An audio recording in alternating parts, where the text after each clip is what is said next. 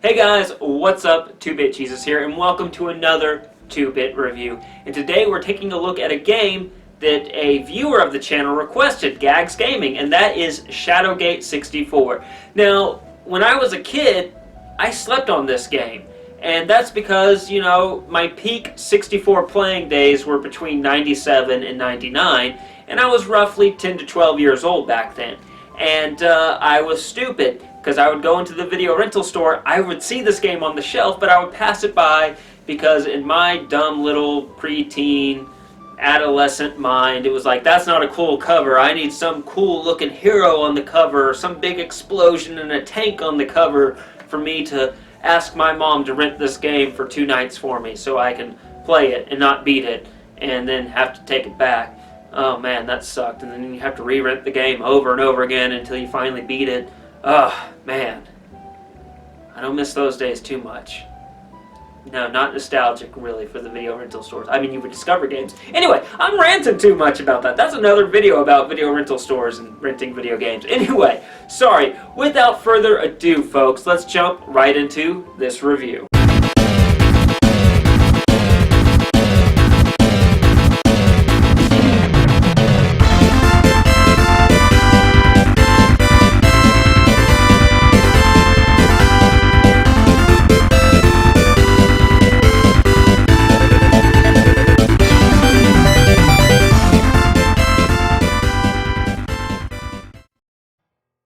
Shadowgate 64 Trials of the Four Towers is a first-person adventure game released for the Nintendo 64 in 1999.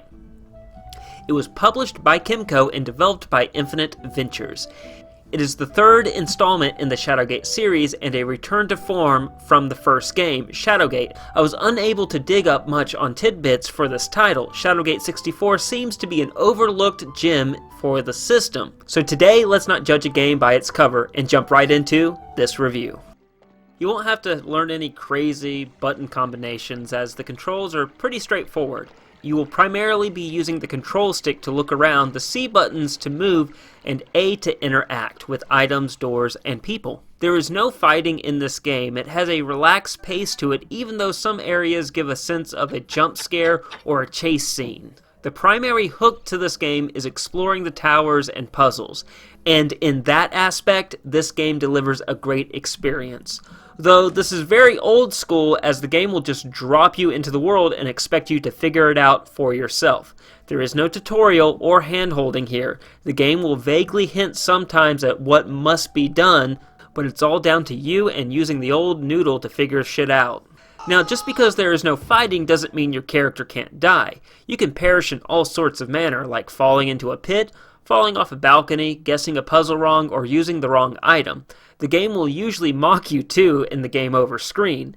This is an old title, so there is no autosave feature, but you can save whenever you want. So save often, as you never know what's in the next area and you could befall an unfortunate fate and have to start way back in your playthrough. There are tons of items to collect in this game, the majority of them passive and having to do with completing some puzzles or side quests. The most important is the Ring of Death that allows you to see and talk to dead people. This helps out in later parts of the game. Collecting books also helps you learn more about the world you are playing in, plus later in the game a talking door will test your knowledge, so it's required reading, so to speak. That, or just Google that shit. That's kind of what I did. A cool little puzzle they put into the game is some books you pick up are blank, but once you acquire the Ring of Death, you can read the invisible ink on them. The enemies are few and far between, as the main hook again is the exploration and puzzles, but there are a handful of enemies, and usually they require an action or item to get rid of them. For example, the Dungeon Master can be distracted by getting his pawned violin out and back into his room. When he discovers it, you are able to sneak past him while he plays it. The level design is great. Each area has its own unique look, from the damp, creepy dungeon and sewers to the metallic magic meets science tower. This is a living, breathing world. The only downside is there's not a lot of NPCs that inhabit this world. But that may just work for this game's setting, as the Four Towers were abandoned long ago after bandits took it over. My first 2 hours into the game, I really wasn't expecting much from the gameplay, but after a while, the game hooked me on its puzzles and feeling of exploration. The only faults I can really give the gameplay is there's certain parts of the game that really felt like they were trying to make you feel tense, and maybe a few jump scares and a chase sequence with the Dungeon Master would have put this game over the top for me. So with that said, I give gameplay a solid 2 bits out of 4.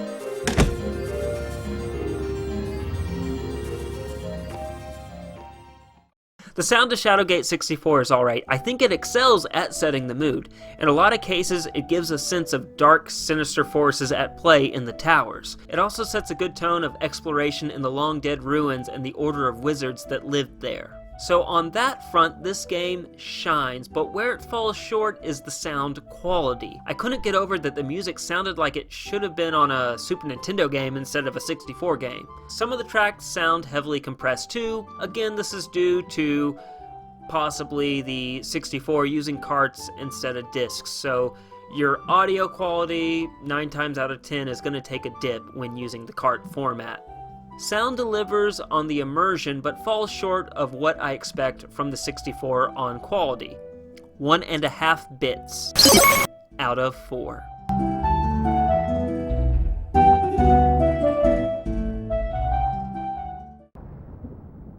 The graphics leave a little more to be desired. While the environments look good, the characters are horribly disproportioned. This was definitely the early days of 3D gaming, and it has not aged well. The story takes place hundreds of years after Shadowgate on the NES, after Lord Jair, I think that's how you pronounce his name, Lord Jair, the protagonist from the first game, defeated the evil warlock. The time in between the game has seen the decay of Jair's kingdom, the rise of bandits, and evil in general. You play Del Cottonwood, a halfling trader whose caravan is ambushed by bandits. You are the sole survivor of this ambush and are taken to Shadowgate. This is where the game starts out. Del finds a way to break free in the dungeon. While trying to escape, the ghost of Lakmir appears and seems to think Del is the chosen one to stop his former student, Belzar, from resurrecting the evil warlock. To stop this from happening, Del embarks on a journey to complete trials in the 4 towers, learn of the history of the towers from books and ghosts who used to live there, and do odd jobs for the remaining townsfolk there in reviving the last living dragon. Later in the adventure, Belzar believes he has found the legendary Staff of Ages, but it actually is the Staff of Thunder. See, if Belzar had kept up on his reading, he would have realized that. Reading the books in the game, very important. Del, through his adventures, acquires the real Staff of Ages. He gimmicks the Staff of Thunder to try and thwart Belzar's resurrection ritual. It is successful in killing Belzar, but the warlock is freed. Fortunately, Del is able to summon Lord Jair's spirit, and with the Staff of Ages, slays the evil warlock. The ending sees the 4 towers destroyed and Del flying away on the last dragon towards new adventures. I loved this story. It gave you a sense of scope with what happened in the previous title, and at the end tied every loose end up, leaving a blank slate for future adventures to be had with Del. Presentation gets a solid 2 bits out of 4.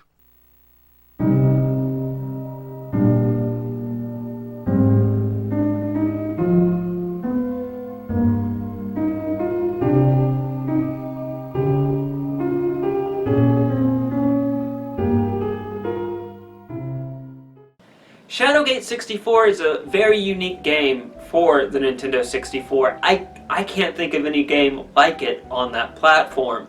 And for that reason alone, it's worth a look.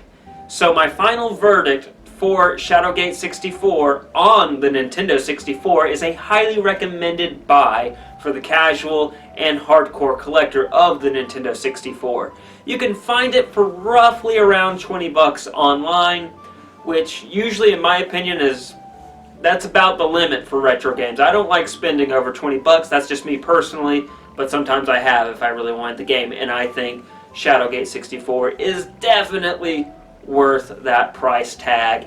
It is a unique game, a unique experience. Gazagaming, thanks again for suggesting this game. You got great taste in video games, my friend, so anytime you want to shoot another suggestion to us, please do. It'll be my pleasure to look at that game and review it. And for everyone else, Again, if you want me to look at a game to review, let me know in the comment section below. It will be my absolute honor and pleasure to review that game for you guys. Well, that's it for me in this episode. I hope you all have a wonderful day. As always, stay safe and play on.